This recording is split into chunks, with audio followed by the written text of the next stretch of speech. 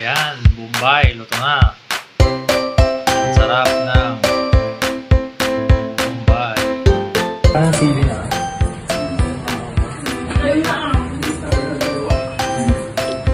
Mas na kaya yung balik-balik. Pabalik-balik yung... Kasi takbo-takbo lang siya dun sa court. Sabi nila na kung may ibang sandali doon sa... Hello guys! For today's vlog, magluluto si Javi ng Bombay na pato. Tara na at samahan natin siyang magluto ng masarap na Bombay. Medyo maanghang-anghang daw yan. Masarap. Nakakamiss yung Bombay na pato. At matagal-tagal na din tayong hindi nakatikim ng Bombay na pato. Alam niyo ba guys na yung Bombay na pato na yan ang pinaka-paborito kong luto niya. Kaya sobrang miss na ko na yung Bombay na pato. At syempre, pati na din yung nagluluto. Miss ko na din.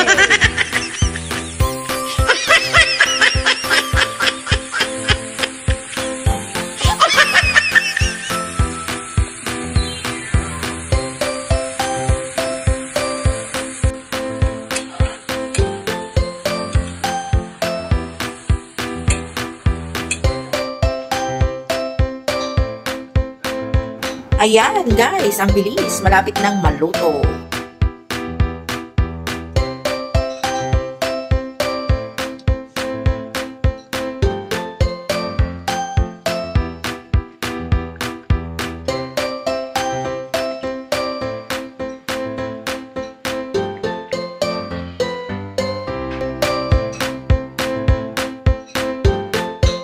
Yan, Bombay, luto na.